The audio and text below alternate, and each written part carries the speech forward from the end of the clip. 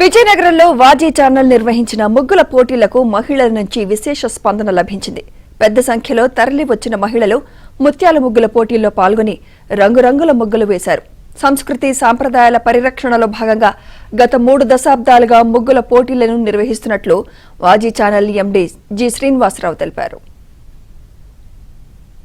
సంక్రాంతి శుభాకాంక్షలు.